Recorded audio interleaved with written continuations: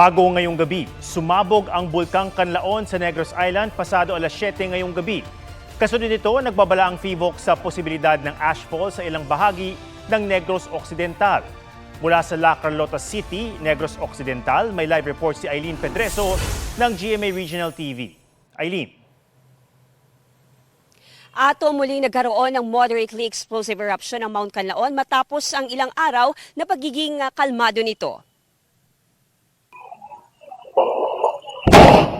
Napatakbo ang ilang bata sa barangay Mansalanao, Lacasiliana, Negros Occidental. Kasunod na malakas sa pagsabog ng Mount Canlaon pasado alas 7 ngayong gabi. Nakunan din sa CCTV ang pagputok ng bulkan sa bahagi ng Canlaon Road. Nagtagal ito ng halos 2 minuto. Sa ilang larawan, makikita kung gaano kataas ang ibinugang usok, pati ang pagbaba ng pyroclastic density currents sa paligid ng bulkan. Ayon sa PHIVOLCS, ang pagputok ay dahil sa pagbara ng daanan ng volcanic gases. Hindi raw gaya ng pagputok noong Pebrero 19, may kasamang pyroclastic density currents ang ibinuga ng bulkan ngayong gabi. Very low ang aton nga na record nga silver dioxide emission sa aton nga bulkan. Ini siya pwede nag-signify sang pag-plug sang ginaagyan sa aton nga pagdagas sang aton nga bulkan, no? Ang too much pressure dito sa aton nga bulkan amo na siya nga nag-aara kita nga mga explosion. Babala ng PHIVOLCS, posibleng makaranas ng ashfall ang La Carlota City at Lacasiliana dahil sa direksyon ng hangin. Nagdudulot din ng pagkasunog ng ilang bahagi ng bulkan ang pyroclastic density current.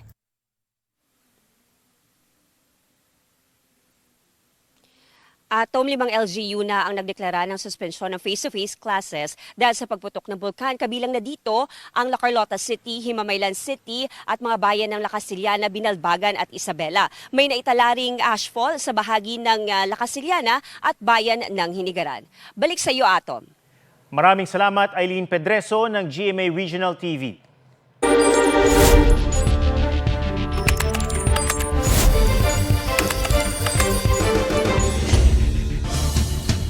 Sa ikatlong araw ng confirmation of charges hearing sa International Criminal Court, hinimay ng defense team ni dating Pangulong Rodrigo Duterte ang anilay kahinaan ng mga inilatag na ebidensya ng prosekusyon. Mula sa The Hague, Netherlands, may live report si Marie Zumali. Marie. Atom, natapos na nga ang ikatlong araw ng confirmation of charges hearing at dito sa ikatlong sesyon, isa-isahin ko lamang ang mga naging highlights. Kabilang dito ay ang paglatag ng depensa sa pamamagitan ni Defense Counsel Attorney Nicholas Kaufman sa mga kahinaan o weaknesses di umano ng mga argumento ng prosekusyon. At kabilang dito, number 1, yung over-heavy reliance on participating witness. Number 2, heavy attribution o hearsay attribution. Number 3, some victims are unidentified, making it impossible for the defense to confirm. Number 4, documentary records contradicted by a single prosecution witness. Number 5, conflicting witness, some contradicting one another, some even themselves. And number 6, repeated absence of any evidence to link the hitman to our client, meaning si dating Pangulong Rodrigo Duterte. At binanggit din na Atom ng depensa na hindi dapat gamitin o dapat alisin yung isa sa mga videos na ipinalabas ng prosekusyon kung saan nanonood si dating Pangulong Rodrigo Duterte ng CCTV at nakita niya yung pagpatay ng 3 hitman sa mga 3 victims. Hindi daw dapat ito gamitin as evidence because the prosecution has outed one of the one who operates the CCTV at sa pamamagitan nito na-expose siya sa danger. At bago matapos yung sesyon o yung proceedings ngayong araw ay humiling naman ang prosekusyon ng ilang minuto na actually 1 minute lang pero medyo nag-extend siya more than a minute ng closed session dahil actually, hindi natin alam pero posible, ayon sa mga abogadong ating nakausap, na posible ang dahilan nito ay pinuna ng prosekusyon yung paulit-ulit na pagbanggit ng depensa ng mga pangalan ng mga witnesses na hindi dapat mababanggit o nakaredact ito sa proceedings dahil nga sa nalalagay ang mga witnesses na ito sa peligro. At narito po ang kabuuan ng aking ulat.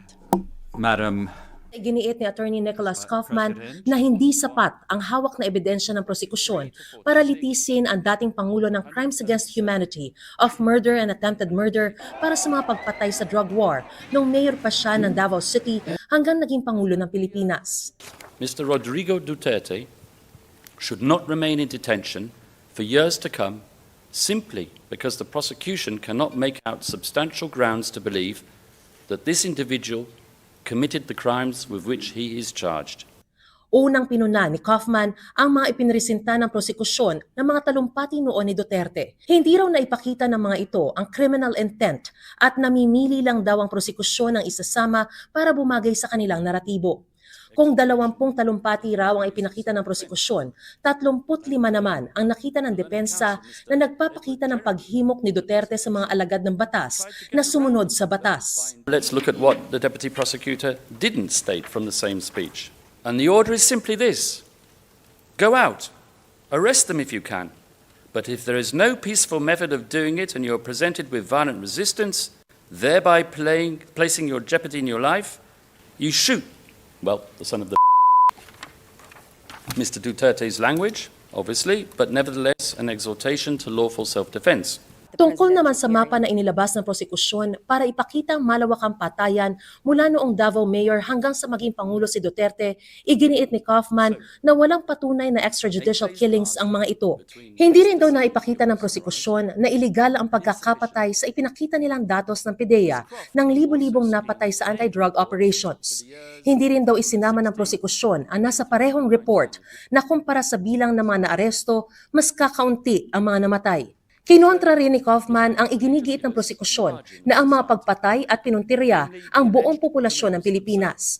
Prosecution must prove that the attack was not directed against a limited group of randomly selected persons. Dagdag ni Kaufman, hindi raw naiugnay ng prosekusyon ng mga sinabi ni Duterte tungkol sa paghabol sa mga kriminal at sa aktwal na pagpatay sa kanila. It is not enough simply to assert that Rodrigo Duterte said outrageous things and that deaths occurred. The prosecution has to show which one of Duterte's statements, orders, or commands were given to a specific individual who then went out and pulled the trigger or communicated the command to someone else who also went out and pulled the trigger, killing one of its 78 identified victims. That would have been the classical way to prove a causal link between stuff that came out of Rodrigo Duterte's mouth and the deaths pertinent to the case. Wala raw nakuha ang prosekusyon na witness na nagsasabing narinig nila mismo si Duterte na nag-utos ng pagpatay kaugnay sa 78 biktima na tinukoy sa 3 counts ng kaso. There is no smoking gun in this case. Not one witness relevant to any of the 49 incidents with which Mr. Rodrigo Duterte is charged will testify that he received a direct order from the former president to go out and kill someone. Hindi rin daw napatunayan ng prosekusyon na may napagkasundo ang common plan ang suspect at mga binanggit na co-perpetrator at may intensyong kriminal sa pagpapatupad nito. Pinabulaanan din ng depensa na bahagi ng common plan ang inilabas na memo noon ni dating PNP Chief Bato de la Rosa kaugnay sa Oplan Tokhang. Taken out of context daw ito at pinalabas lamang daw ng prosekusyon na utos ito para i-target ang mga suspect na sangkot sa droga, gayong ang ibig sabihin daw ng Tokhang ay knock and plead. Sunod na tinalakay ni Kaufman ang nakasaad na neutralization sa mga direktiba sa pulisya sa operasyon. Gate ni Kaufman, hindi naman nakasaad na pagpatay ang kahulugan nito, di tulad ng iginigiit ng prosekusyon. Sa halip, lawful restraint daw ang ibig sabihin nito, tulad ng nakasaad sa PNP Operational Procedures Manual na binanggit ni De La Rosa noong 2017. Neutralization, and I quote, a police intervention in strict accord with the use of force continuum and or principle of proportionality on the use of force purposefully to contain or stop the unlawful aggression of the offender.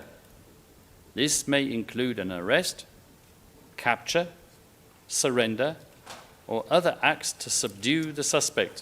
Nang questionin sa Korte Suprema ang operasyon kontra droga, ipinagtanggol daw ng gobyerno ang mga direktiba dahil hindi naman daw ito nagbibigay ng license to kill. Ultimo, mga testigo ng prosekusyon ay nagsabing hindi raw pagpatay ang ibig sabihin ng neutralization at gumagamit lang ng lethal force kapag nanlaban ang suspect at nalalagay sa peligro ang buhay ng mga pulis. Bagay na kapareho sa paulit-ulit daw na sinasabi noon ni Duterte. Pinuna ni Kaufman ang umano'y mga indikasyon daw ng common plan na ipinresenta ng prosekusyon. Binanggit ni Kaufman ang interview ng pinangalanang co-perpetrator ni Duterte na si De La Rosa noong 2016. Interview with De La Rosa, mentioned in paragraph 28, after supposedly inciting a crowd of drug addicts to cause criminal damage to the properties of their narcotic suppliers, the newly elected chief of police states, "It's either you will die from police gunfire," and he adds, "if you resist." Gayon din ang isang interview kay former Justice Secretary Vitaliano Aguirre kung saan sinabi nitong malinaw na sinabi ni Duterte na hindi inuutusang pumatay ang mga pulis. Comments attributed to Aguirre, from which the prosecution imputes criminality to Rodrigo Duterte by citing Aguirre's comment that the administration's policy was to stop crime and kill drug lords. Such throwaway comments reflect on Aguirre alone, and God forbid we're not alleging that Aguirre did anything wrong, especially when, in the very same Al Jazeera interview, Aguirre states, not once, but twice, that the policy of Duterte himself was for the police to use lethal force only in self-defense. And President Duterte was very clear that there will be no killing of unarmed offenders, meaning to say that you use force only when your life is in danger. So why does the prosecution cite the excerpts which support its case so selectively?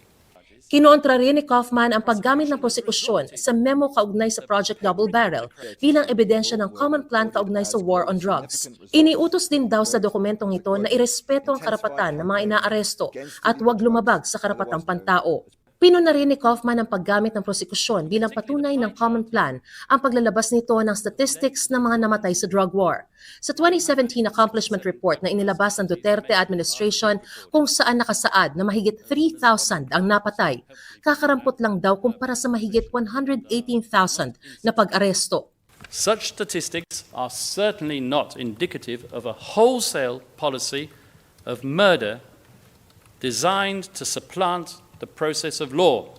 Hindi rin daw isinama ng prosekusyon ang parte ng accomplishment report na nagsasabing 1,900 drug-related investigations ang ginawa laban sa mga law enforcement officer at 375 na pulis ang na-dismiss. Kabilang na ang 2 Caloocan pulis na nasentensyahan ng life imprisonment para sa pagpatay kay Carl Arnaiz.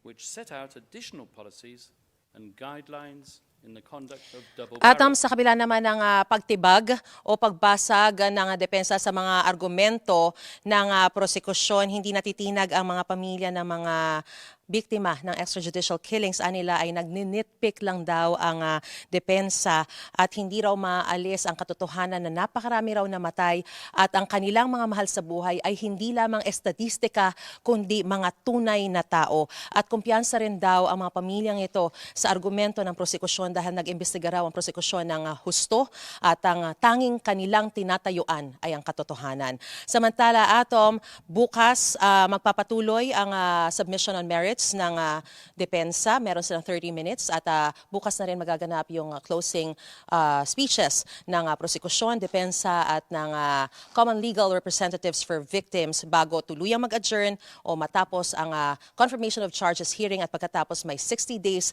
ang pre-trial chamber 1 para magdesisyon kung magiging tutulak sa isang trial proper ang charges laban kay dating Pangulong Rodrigo Duterte. Atom? Mula sa The Hague, Netherlands, maraming salamat, Marie Zumali. Naisunumitin na raw sa Ombudsman ang affidavit ng 18 dati umanong sundalo na naghatid daw ng mali-maletang pera sa iba't ibang opisyal ng gobyerno. Isa naman sa itinuturong nasa likod umano nila, si dating Congressman Mike Defensor. May report si Joseph Moro. Ang basehan po namin ay tumanggap sila ng milyon-milyon na pera pero hindi po yan naipakita sa kanilang salin. Yan ang isa sa mga nais paimbestigahan ni Atty. Levito Baligod kaugnay sa revelasyon ng mga nagpakilalang dating sundalo at mga tauhan umano ni ex-Congressman Saldi Co na naghatid umano ng mali-malitang pera sa iba't ibang opisyal ng gobyerno. Isinumit na sa ombudsman ang kanilang affidavit para raw sa mga posibleng paglabag sa anti-graft law at Code of Conduct of Public Officials. At pag mag-iimbestiga pa ang ombudsman, ay maaaring makita nila na merong malversation at saka bribery. Sinagot rin ni Baligod ang sinabi ni Senator Ping Lacson na questionable ang 805 billion pesos na halaga na dineliver ng mga dating sundalo. Ang assumption niya, ang mga pera na ito ay galing sa flood control projects lamang. Marami pong ibang pinanggagalingan, Department of Agriculture, Department of Environment, no, yung mga reforestation program. Meron tayong irrigation projects na maraming ghost dyan. Bukod rito, kasama rin sa isinumiting affidavit ang pakikipagtulungan umano ng pamahalaan sa ICC investigators. Gate ng mga dating sundalo nakipagpulong umano sa ICC investigators si dating Justice Secretary at kay Ombudsman Jesus Crispin Remulla sa kanyang bahay. Sinusubukan pa namin makuha ang panig ni Remulla. Kabilang din sa mga alegasyon ng pagsagot umano ni Ko at dating Senador Antonio Trillanes sa gastusin ng mga ICC investigators na pumunta sa Pilipinas. Nauna nang itinanggi ni Trillanes sa mga paratang. Itinanggi rin niya ang aligasyon ng ipagpulong ng mga ICC investigators sa kanya at iba pang opisyal ng gobyerno. Ako, definitively, sinasabi ko na walang binigay na pera sa akin, walang ako natanggap na pera para sa ICC man o kung para saan. Binigay daw sa ICC. So, paano nilabas ng taga-ICC yung $2 million? Bagahe ng ICC, hindi pera yon. Alam natin na bawal ka maglagay noon kasi makukuha yun. Ang intention dito is to sabotage the whole ICC proceeding. Ang Office of the Prosecutor ng ICC, sinabi ang kanilang mga aktibidad ay pinopondohan ng budget ng ICC na aprobado ng ICC Assembly of States Parties. Saklaw din daw ng budget na ito ang mga gastusin ng OTP prosecution at mga investigation activity alinsunod sa mga financial rules and regulations ng ICC. Confidential daw ang pangalan ng kanilang mga staff pati na mga saksi, institusyon o organisasyon na kanilang kinausap. Mahalaga raw ito para maprotektahan ang integridad ng investigasyon at ang kaligtasan ng mga biktima, saksi pati na ang kanilang mga staff. Pinangalanan ni Trillanes ang isa sa mga nasa likod umano ng revelasyon ng mga dating sundalo. Meron ng mga nakakita ng mga plate numbers ng mga sasakyan na ginamit ng mga dating sundalo papunta at paalis ng presscon. Ang isa doon ay nakapangalan sa asawa ni Mike Defensor. So, alam natin kung sino itong mga to. Si Baligod, si Mike Defensor, mga bata ni Duterte yan. Mike Defensor again? Ador Mawanay 2.0?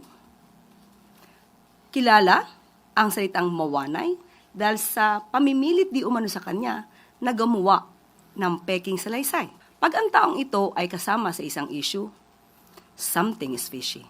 Wala pang sagot si Defensor sa paratang na siya nasa likod ng mga nagpakilalang sundalo. Pero tugon niya kay Castro sagutin ang issue at huwag ilihis. Sa aligasyon naman binibigyan siya ng pera tuwing may meeting sila ni Ko, nilinaw ni COMELEC Chairman Erwin Garcia na bagamat abogado siya dati ni Ko, hindi na niya ito nakapulong mula nang maupo sa COMELEC. After nung ma-appoint ako, wala na po ako mga meetings. Si National Security Advisor Eduardo Año sinabing maaaring bahagi ito ng destabilisasyon dahil nataon ito sa mga pagdinig sa ICC, anibersaryo ng EDSA at ang plinano raw na one-time, big-time na kilos protesta. Kinundi na rin niya ang mga akusasyon dumalo siya sa isang pulong sa loob ng Polo Club Townhouse pati na ang paratang ng pagtanggap niya ng paper bag. Tinawag namang panis at sarswela ni dating Quadcom Chairman Robert Ace Barbers ang aligasyon na hindi naman daw pirmado. Sabi naman ng Ombudsman dadaan sa proseso ng evaluation ng affidavit. Susuriin daw nila ang kredibilidad ng mga sumumpa rito maging ang inihaharap nilang mga ebidensya. Joseph Morong nagbabalita para sa GMA Integrated News.